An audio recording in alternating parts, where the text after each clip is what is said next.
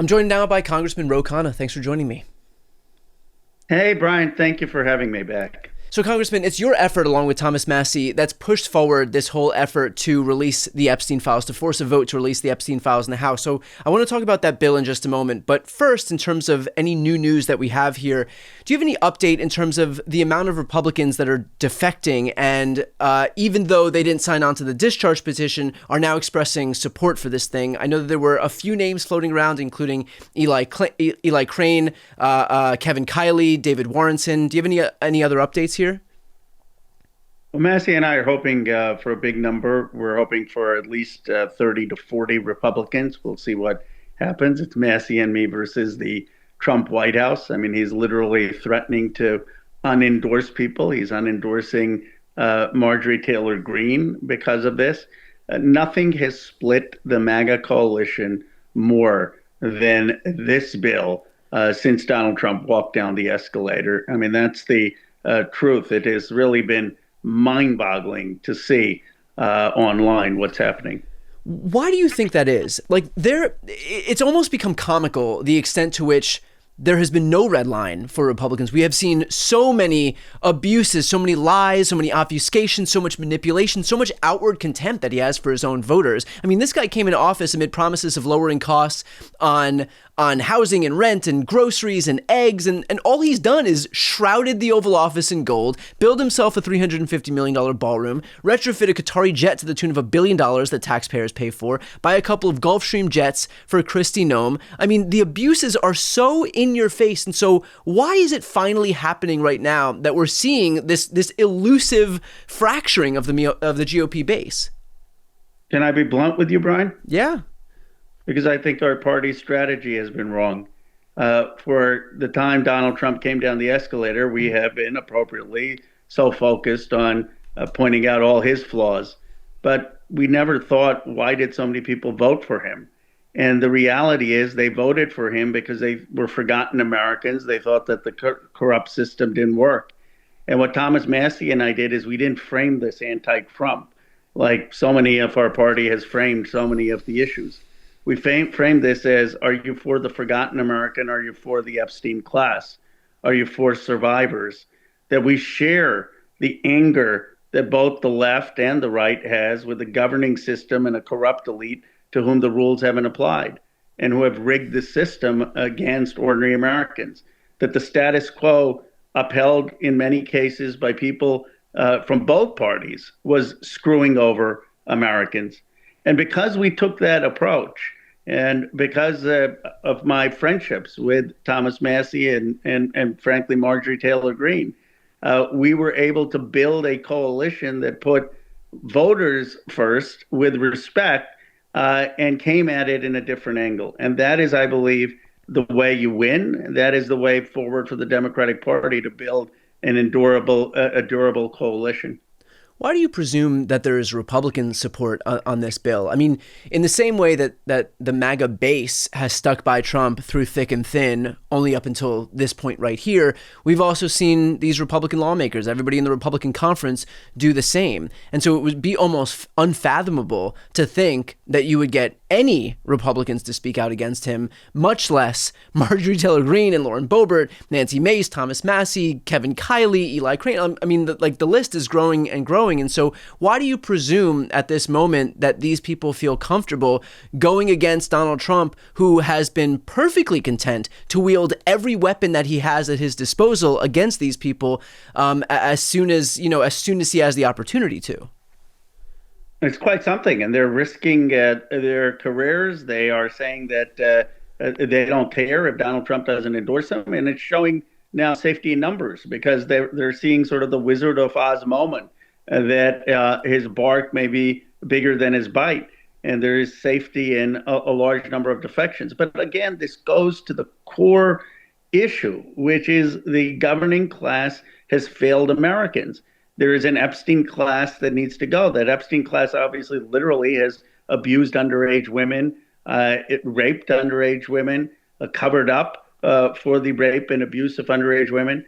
But in a deeper sense, this Epstein class represents people with extreme wealth who go to the same parties, who fraternize with the same politicians, people who've been elected for the last 30, 40 years.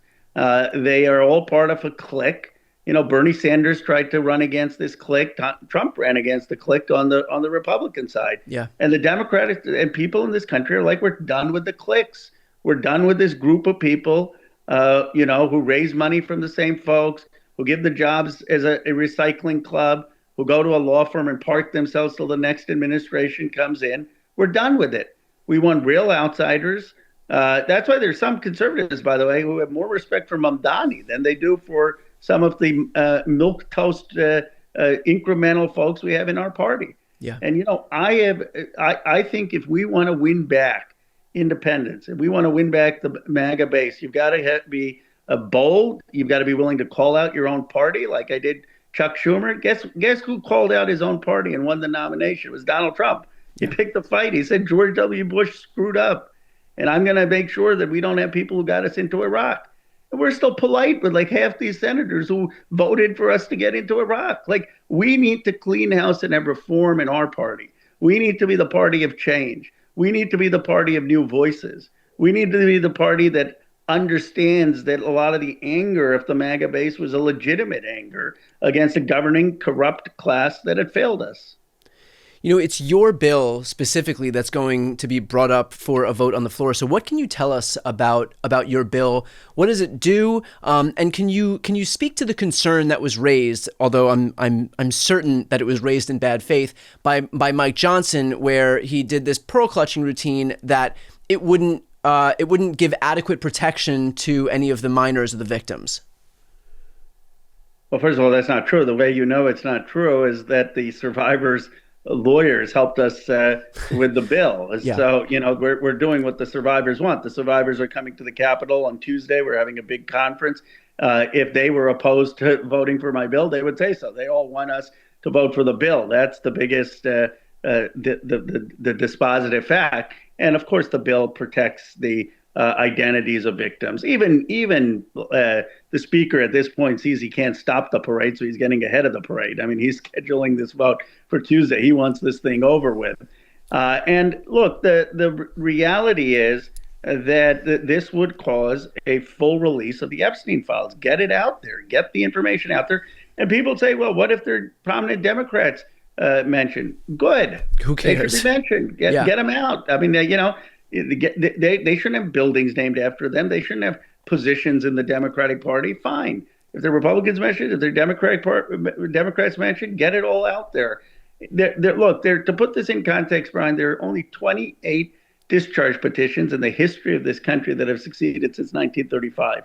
That means you have less than about a 4% chance. Of those 28, there are only 9 where the bill actually passed the House of Representatives. You're going to have this surreal moment on Tuesday night where Republicans being threatened by the White House, being unendorsed by Donald Trump, are going to go and cast a yes vote for a Khanna bill, a Bay Area progressive. And what I am hoping people see is this is the way that we defeat Trumpism. This is the way that we build back a Obama FDR-like coalition.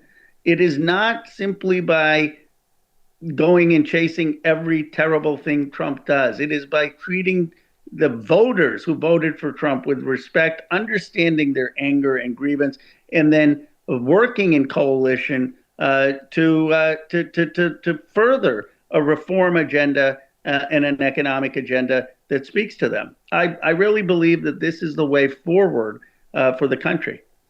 We know that while it's very likely that this thing passes the House, almost certain that this thing passes the House, it's an uphill battle in the Senate. But even if it passes both the House and the Senate, that Trump is just going to veto this thing. And so what level of confidence do you have that if and when it gets sent back to Congress to see if there's a veto-proof majority that the House and the Senate have, that it'll actually reach that threshold?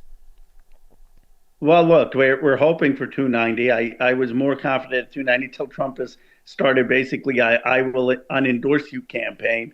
So we're up against someone who's grasping for power. I mean, he's really understands what an existential threat this has become to his presidency. It's not the files released that's the existential threat. It's the losing of the MAGA coalition that's the existential threat to his presidency. But I think if we get a big number, it'll put a lot of pressure on the Senate.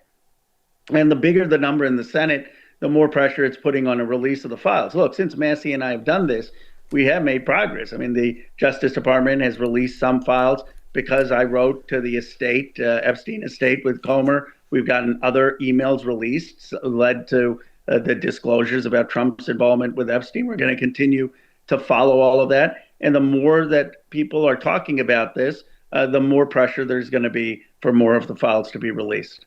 And if everything does succeed, how can you have confidence that this DOJ will release those files in their entirety? What is there to ensure that Pam Bondi or Trump himself doesn't just mess with the files so that anything especially damaging will be secreted?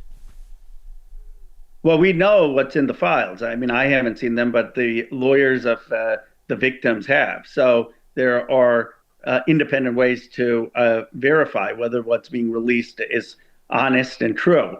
There are also people from the Biden Justice Department that have seen the files. So there are independent verification that can take place about whether what we're getting is a selective leak. And then we're getting documents from the Epstein estate. So it would be particularly dangerous for the Justice Department to be leaking erroneous or redacted things when they know there are other sources for some of this information.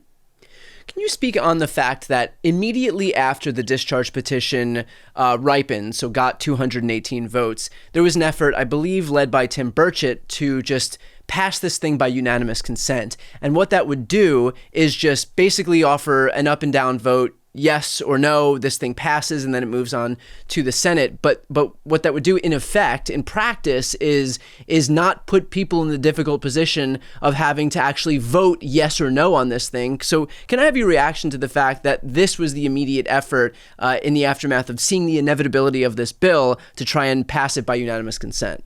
Well, look, I like Tim Burchett, where I'm going to his district. We've worked together, but Tim was trying to be a bit too clever by half here. What he was trying to do is get an agreement by unanimous consent where no one has to go on the record.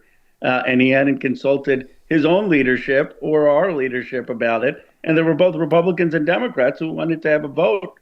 First of all, there are two things. If Tim's unanimous consent had passed, there would be no requirement to send the bill to the Senate. So it could have just died in the House because my bill actually requires within a week for the speaker to send it to the Senate. And secondly, you really would have gotten no people on record. So the Senate could have just said, well, they don't have the votes really to get anywhere close to a veto proof or to have large numbers. So it was clever, but we're going to have a vote, and we're going to have the vote Tuesday. And finally, what do you say to Trump voters out there, or folks who have kind of been disillusioned with the Democratic Party, kind of at this moment where there is so much tumult in the political climate, whether it's on the left or the right, just in terms of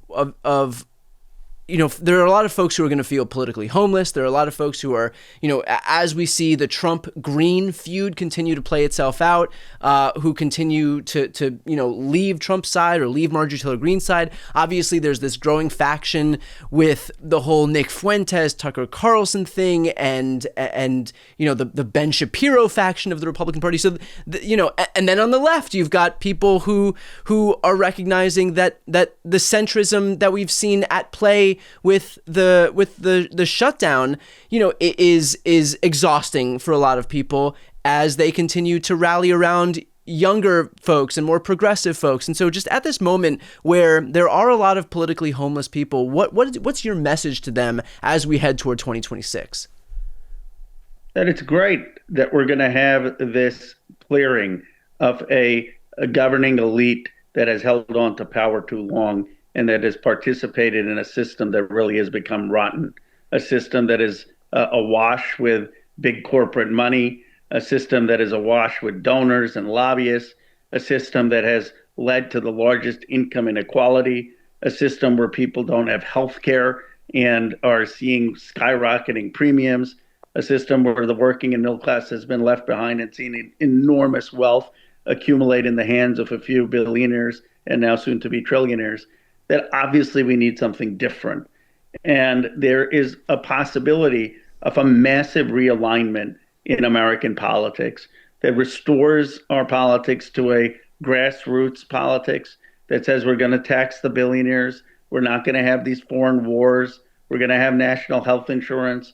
We're going to fight for a living wage in the working class. I believe the kind of realignment we saw in the New Deal, I call it a new economic patriotism, that we're actually going to focus on building up America, Marshall Plan for 21st century America. People should be excited about the possibility of that realignment. They should be excited that these incumbents who've held on to office for years and years and years aren't going to be there. If you started out in elective office more than 20 years ago, you can still stay. Maybe you shouldn't be the face of the future movement and the future party. And this is, I think, what we're seeing. We're seeing young, bold leaders emerging from both parties. And I think the country is saying, great. How is it that we've had 3 80-year-old presidents in a row in this country? Yeah. Like, why? Yeah. We'll leave it there. Congressman, I do want to say thank you for the work that you've done on this. I think without the work that you've done, we wouldn't be in this position right here where, come Tuesday, we may very well see the first major instance of defiance, not just by Democrats, but also of Republicans against this president. So thank you for that. And thanks for the time today. Thank you, Brian. You're always great.